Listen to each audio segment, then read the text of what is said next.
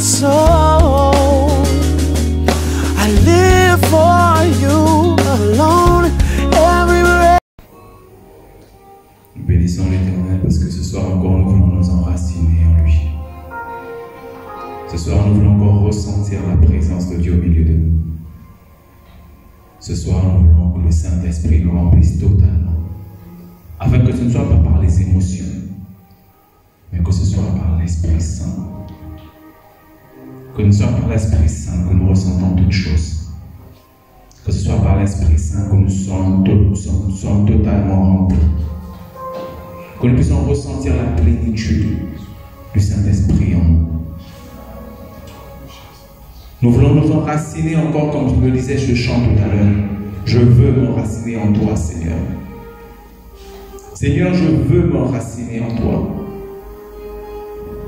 Je veux m'appuyer sur toi. Je veux que cette graine, Père éternel, porte des fruits. Que ce soir, je sois totalement loin de toi. Que ce soir, Père éternel, que nous soyons totalement touchés, quel que soit le lieu où nous sommes. Que pendant ces moments, nous ne sortons pas comme nous sommes rentrés. Mais que le Saint-Esprit nous enracine totalement. Qu'il nous touche totalement. Que nous inonde totalement. Et que son impact soit palpable dans nos vies. Amen. Je bénis l'Éternel encore ce soir parce qu'il nous donne la vie. Il nous garde dans sa bonté, dans sa miséricorde. Je bénis l'Éternel pour nos vies, pour ta vie. Je bénis l'Éternel pour ces lieux qu'il prend encore en possession ce soir. Je rends grâce à Dieu. Je bénis l'Éternel pour le privilège qu'il m'accorde au travers de son serviteur, le pasteur Donald Soro. Je bénis toute sa famille, son épouse. Et je prie encore au Seigneur qu'il la rétablisse encore. Que son miracle, que sa main puissante opère encore un miracle ce soir, afin qu'elle soit totalement rétablie.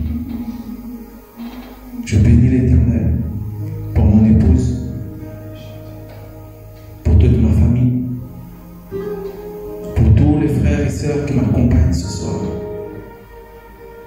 pour tout le peuple de Dieu, pour Abba Shalom. Amen. Ce soir, nous nous retrouvons. Ce soir, nous nous retrouvons pour nos jeudis de victoire. Et comme thème, ce soir, nous aurons l'impact de l'amour de Dieu dans nos vies. L'impact de l'amour de Dieu dans ta vie. L'impact de l'amour de Dieu dans ma vie. Amen.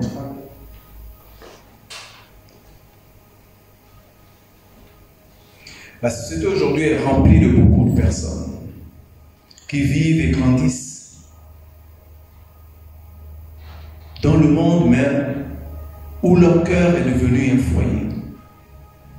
Un foyer de frustration, un foyer d'amertume, un foyer de colère.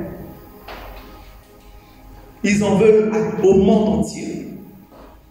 Ils en veulent à toutes les personnes qui veulent leur faire du bien. Ils ne croient même plus que l'amour existe. Combien de personnes détruites? Combien de familles divisées? Combien de mariages détruits? Combien de projets anéantis? Juste à cause d'une seule chose, le manque d'amour. Le manque d'amour. Nous entendons ça et là, dans nos conversations, dans les lieux où nous partons, oh, l'amour n'existe pas. L'amour n'a jamais existé. Tout ça, c'était un mensonge. Parce que les cœurs sont remplis de haine. Les cœurs sont remplis. Les gens sont écrits. Ne veulent même plus écouter, ne veulent même plus entendre ce mot. Tellement ils ont reçu, ils ont vécu des situations difficiles. Certains ne connaissent même pas la définition. Amen. Les mères qui abandonnent des enfants parce qu'elles n'ont pas eu d'amour de leur côté. Des enfants qui se donnent au monde très rapidement, de façon précoce, parce qu'ils n'ont pas connu l'amour. D'autres qui cherchent, parce que les gens sont tellement à la recherche de l'amour qu'ils sont prêts. Ils sont prêts à tout accepter, à tout subir. Ils sont prêts à payer le prix pour l'amour que le monde peut offrir. La société nous a emmenés dans un système où nous devons vivre l'individualisme, où notre frère, notre soeur n'est plus qu'à la bouche.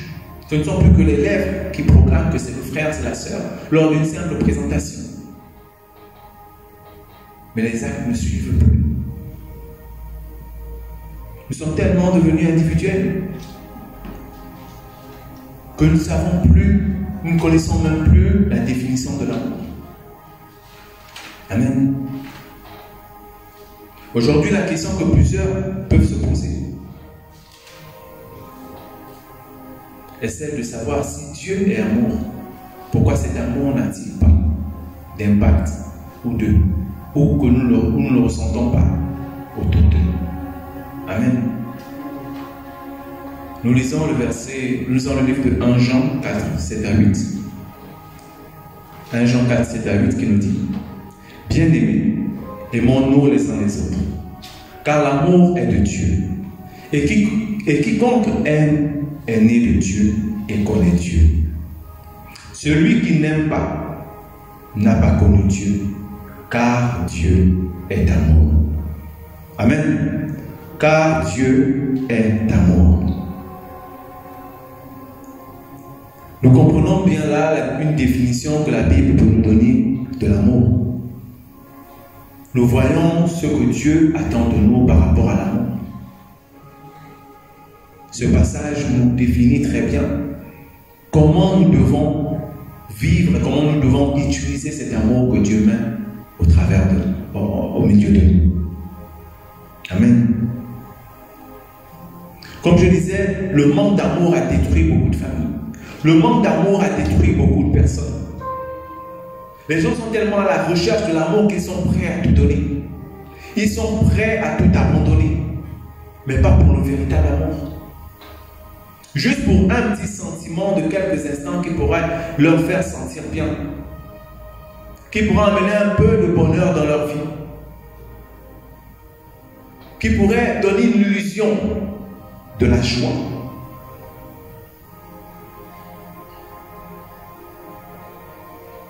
Mais pourquoi devrions-nous avoir un impact de l'amour de Dieu dans nos vies? Nous lisons Jean 15, 9 à 11. Comme le Père m'a toujours aimé, moi aussi je vous ai aimé. Maintenez-vous donc dans mon amour. Si vous obéissez à mes commandements, vous demeurez dans mon amour. Tout comme moi-même, j'ai obéi aux commandements de mon Père et je demeure dans son amour. Tout cela, je vous le dis, pour que la joie qui est la mienne, vous remplisse vous aussi, et qu'ainsi votre joie soit complète. Amen. Nous allons relire.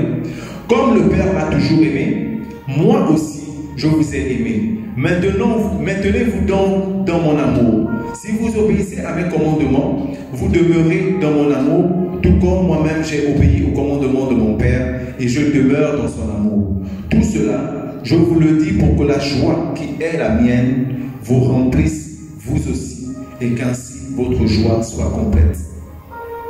Au travers de ce passage, nous comprenons que Jésus nous demande de l'aimer comme lui l'a aimé, le Père, d'obéir aux commandements de son Père comme il a obéi, d'obéir à ses commandements comme lui l'a obéi aux commandements de son Père. Parce qu'au travers de cette obéissance, Jésus a reçu une joie. Et Jésus veut partager sa joie avec nous. C'est pourquoi il nous demande de pouvoir obéir à ses commandements, de pouvoir nous aimer, de pouvoir l'aimer et aimer le Père, afin que nous soyons dans cette joie complète. Le Seigneur veut que nous soyons dans une joie complète comme lui, il est dans cette joie. Et plusieurs personnes qui ont manqué d'amour ne connaissent pas cette joie. Plusieurs personnes qui ont manqué d'amour sont remplies de tristesse. Plusieurs personnes qui ont manqué de ce véritable amour n'ont aucun plaisir de la vie.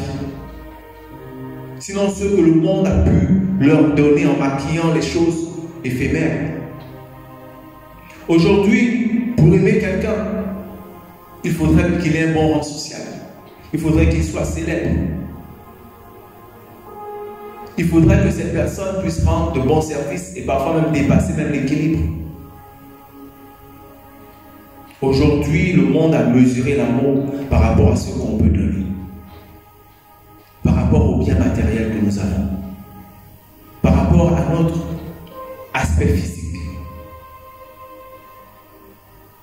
Mais est-ce cela le véritable amour que Dieu nous a donné en donnant son Fils Jésus-Christ? Amen. Dieu notre Père veut que nous soyons dans la joie complète. C'est un Dieu de perfection. C'est un Dieu qui a tout préparé pour nous. Dieu a tellement aimé le monde qu'il a donné son Fils Jésus-Christ pour que nous tous, nous soyons sauvés.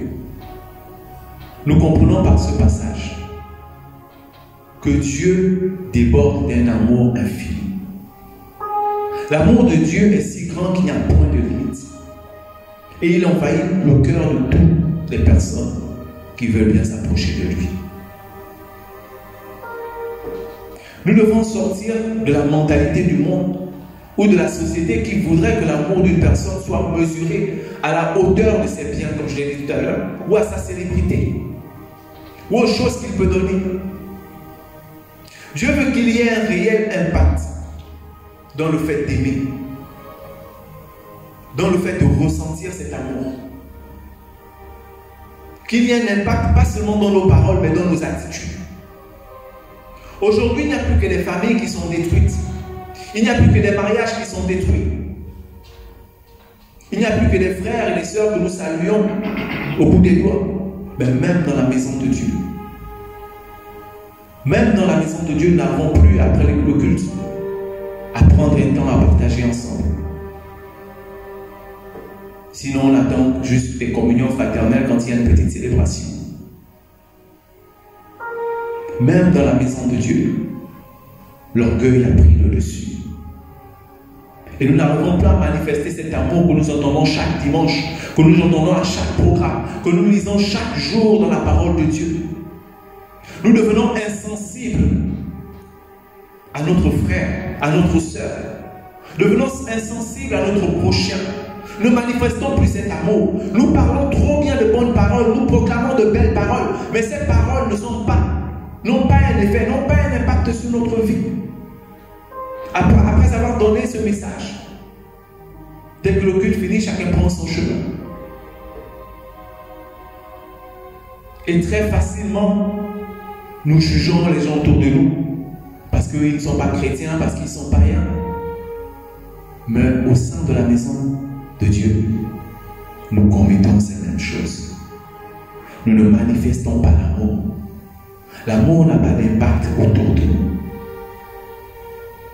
Nous célébrons le culte le dimanche. Nous respectons les programmes. Mais au sortir de là, nous sortons vite. Parce que nous n'avons pas pris un temps pour saluer un frère. Comme le pasteur le dit chaque fois. Nous ne prenons pas le temps après le culte de nous asseoir avec un frère, de nous asseoir avec une soeur pour demander comment elle va, pour demander comment a été sa semaine. Et nous passons très vite à côté des choses que Dieu a préparées. Nous n'arrivons pas à mettre en pratique ce message, ces paroles que nous lisons. Et nous devenons juste des personnes qui prêchent, mais dont la vie ne change pas. Combien de personnes passent à côté de nous, qui peuvent être délivrées par cet amour que nous pouvons manifester un dimanche, par cet amour que nous pouvons manifester dans nos vies. Comme dans nos maisons, combien de personnes sont détruites quand elles viennent à l'église? et ne trouvent pas cet amour, ne trouvent pas cet accueil, et ressortent de là comme elles sont venues parce qu'elles se sont retrouvées comme chez elles. Amen. Dieu est amour. Et il voudrait que cet amour, nous puissions le partager avec toutes les personnes autour de nous. Dieu voudrait que cet amour, nous puissions donner autour de nous. Que cet impact, que l'amour de Dieu ait un impact dans nos familles, dans l'éducation de nos enfants, dans nos différents projets, dans notre manière d'être, afin que cette joie en nous soit complète. Amen. Il y a des gens qui vivent des situations difficiles parce qu'ils n'ont pas trouvé l'amour. Il y a des filles aujourd'hui ou des hommes aujourd'hui qui ont roulé leur bosse, comme on le dit dans le monde, mais ils reviennent toujours à zéro parce qu'elles n'ont pas trouvé l'amour. Parce qu'elles n'ont pas trouvé l'amour. Ils ont marché comme le monde a voulu qu'ils puissent marcher. Ils ont essayé toutes les pratiques que le monde a positionnées devant eux. Mais rien à faire. La situation dans leur vie a été toujours chaotique. Les blessures de l'âme, les blessures intérieures sont tellement remplies qu'elles n'arrivent pas à croire même que l'amour est à côté d'elles. Et nous vivons comme ça chaque jour. Autour de nous, il y a des frustrés. Autour de nous, il y a des personnes qui ne croient plus, qui ne croient même pas que Jésus existe. Parce qu'elles n'ont pas vécu, elles n'ont pas reçu cet amour dans leur enfance. Ces personnes n'ont pas vécu autour des personnes qui pouvaient les embrasser, autour des personnes qui pouvaient leur parler avec des mots pleins d'amour, des mots pleins de joie. Ils ont été remplis de tristesse. Ces personnes ont des blessures aujourd'hui par manque d'amour. Mais Dieu veut corriger cela. Sincèrement, je ne sais pas par quoi tu passes. Mais même dans la situation où tu te trouves, Dieu, par son amour, par l'impact de l'amour de Dieu, il peut transformer ta vie. Par l'impact de l'amour de Dieu, il peut restaurer ta vie. Plusieurs personnes pensent qu'elles ne peuvent plus recevoir cet amour. Plusieurs personnes pensent que cela est impossible. Mais Dieu te dit c'est encore possible. Dieu te dit ce soir, la situation dans laquelle tu te trouves n'est pas la fin. Parce que l'amour de Dieu, notre Dieu est amour, son amour peut avoir un impact positif dans ta vie. Si tu as manqué d'amour, si tu as manqué d'affection, quelle que soit la situation que tu as vécue, Dieu peut restaurer ta situation. Tu te retrouves dans une situation où tu as perdu une personne et tu as un vide à l'intérieur de toi. Dieu peut restaurer ta situation. Dieu veut que son amour puisse avoir un impact dans ta vie. Et cet impact commencera par la situation que tu vis. Cet impact commencera par le vide qui est en toi. Parce que ce vide, tu as tellement cherché à le combler. Nous cherchons tous les jours à combler les vides que nous avons dans le cœur. Nous cherchons tous les jours à combler le petit vide qui est en nous. Parce que nous n'avons pas eu une mère à côté, nous n'avons pas eu un père affectif. Et nous sommes lancés dans le désordre, nous sommes mis à chercher, à tourner pour trouver cet amour, pour trouver ce père ou ce frère ou cette mère qui pouvait apporter cette joie, pour trouver l'alcool, parce que les gens se droguent, les gens boivent, ils se saoulent parce qu'ils veulent combler ce trou. Tu as perdu quelqu'un dans ta vie. Tu n'as jamais eu quelqu'un qui t'aime réellement. Tu as essayé de changer ta morphologie. Tu as rempli ton visage de fond de teint et de tout ce que tu pourrais mettre là-dessus. Mais tu n'as pas pu transformer l'amertume que tu as dans le cœur. Tu n'as pas pu transformer les blessures que tu as dans le cœur. Mais ce soir, laisse-moi te dire que seul l'amour de Dieu peut transformer ta vie. Amen. Nous lisons dans Ephésiens 3, 14 à 19. À cause de cela, je fléchis les genoux devant le Père, duquel tire son nom toute famille dans les cieux et sur la terre, afin qu'il vous donne, selon la richesse de sa gloire, d'être puissamment fortifié par son esprit dans l'homme intérieur, en sorte que Christ habite dans vos cœurs par la foi, afin qu'étant enraciné et fondé dans l'amour, que vous puissiez comprendre avec tous les saints quelle est la largeur, la longueur, la profondeur et la hauteur, et connaître l'amour de Christ, qui surpasse toute connaissance, en sorte que vous soyez remplis jusqu'à toute la plénitude de Dieu. Amen. Dieu veut que l'impact de son amour pour toi puisse remplir tous les recoins de ton cœur. Dieu veut que ce soir tu obtiennes la victoire sur ce vide émotionnel. Dieu veut que tu obtiennes la victoire ce soir sur ce manque d'amour qui a rempli ton cœur. Dieu veut que tu obtiennes ce soir la victoire sur les blessures de ton passé, sur les blessures de ton âme, sur tout ce qui t'a amené à croire que l'amour n'existait pas et que l'amour n'était pas pour toi, que c'était pour les autres, mais pas pour toi. Tu as vendu ton corps, tu as donné ton corps aux hommes, tu as donné ton corps aux femmes. Tu t'es livré à la boisson, aux drogues dans le monde parce que tu cherchais l'amour. Tu as détruit tes projets parce que ton cœur était rempli de colère. Mais Dieu ce soir veut que tu puisses recevoir, veut que tu puisses recevoir cet impact dans ta vie. Amen. Dieu veut que cet impact puisse prendre position dans ta vie, puisse prendre effet dans ta vie. Et qu'au travers de son amour, tu puisses connaître la largeur, la longueur, la profondeur et la hauteur de son amour, de Christ dans ta vie. Amen. Alors pour sortir de cette situation, plusieurs personnes vous diront qu'il y a 7 solutions, il y a 10 solutions, il y a 4, il y a 3. Mais ce soir, je veux juste te dire, quelle que soit la situation que tu traverses, il n'y a qu'une seule solution. Amen. Il n'y a qu'une seule solution. Et Dieu est la solution. Tu peux tout simplement donner ta vie à Dieu. Dieu veut uniquement que tu lui donnes ta vie. Nous lisons rapidement le proverbe 8:17. J'aime ceux qui m'aiment et ceux qui me cherchent me trouvent. J'aime ceux qui m'aiment et ceux qui me cherchent me trouvent.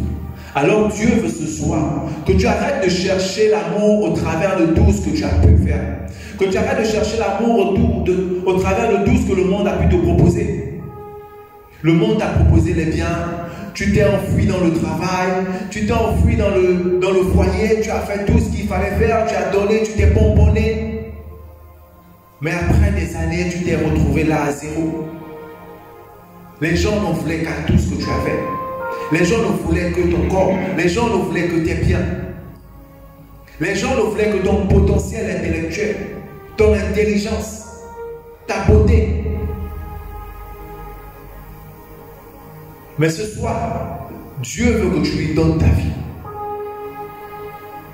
Dieu veut que tu l'offres totalement ta vie, afin qu'il puisse mettre cet amour qui manque en toi.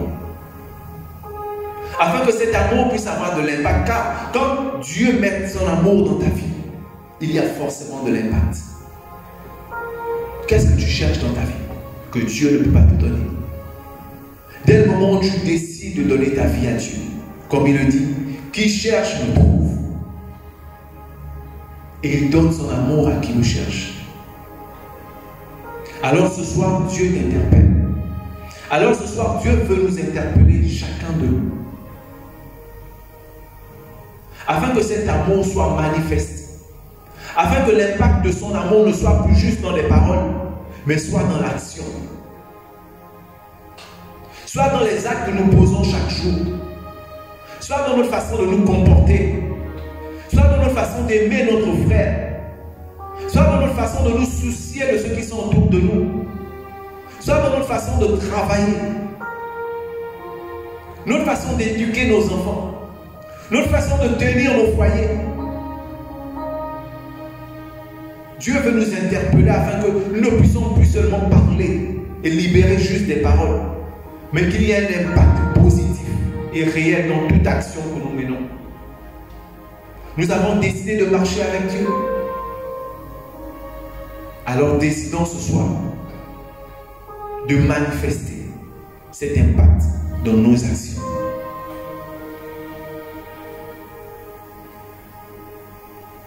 L'amour de Dieu ne se manifeste pas seulement par des paroles, mais aussi par des actes. Arrêtons de trop parler. Arrêtons de prêcher tous les jours dehors, sans que nous puissions changer. Devenons ce que nous disons. Reflétons l'image de Dieu au travers de nos actes. Amen.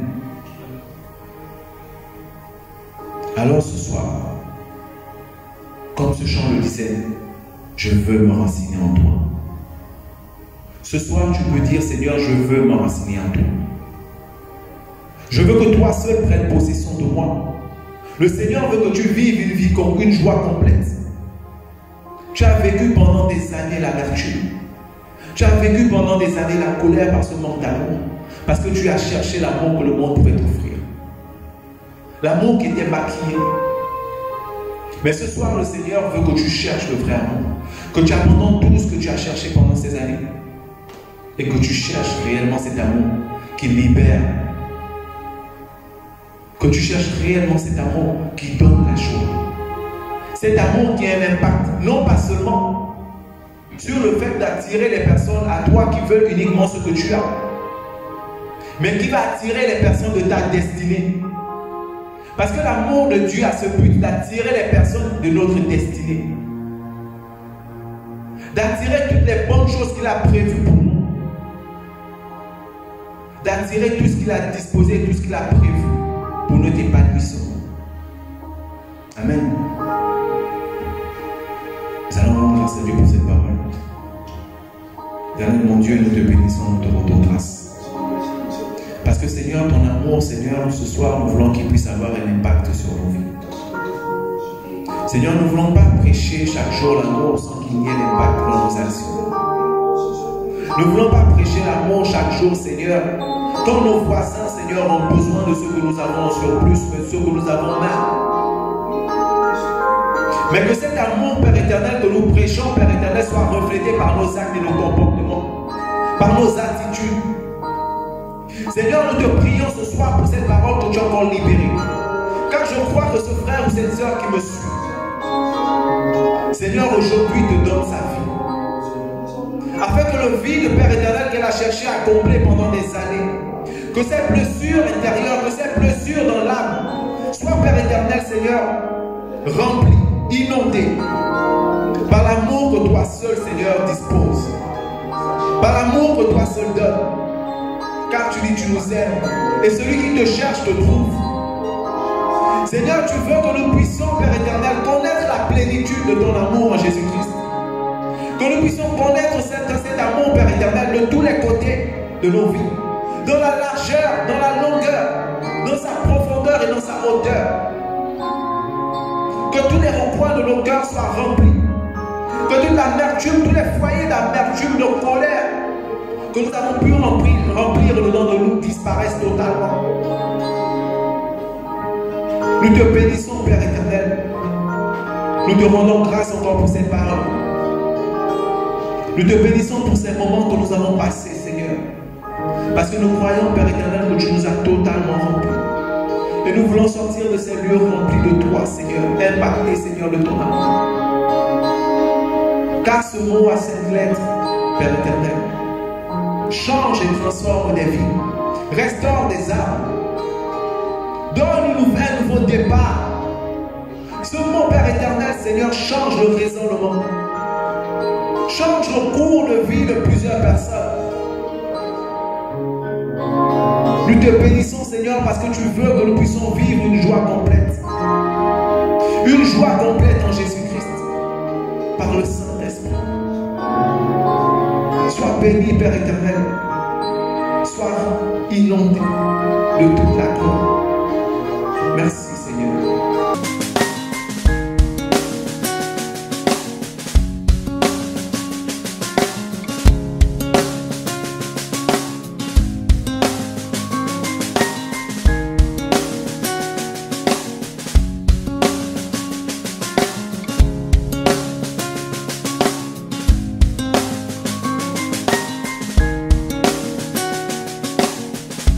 Lord, I give you my heart, I give you my soul.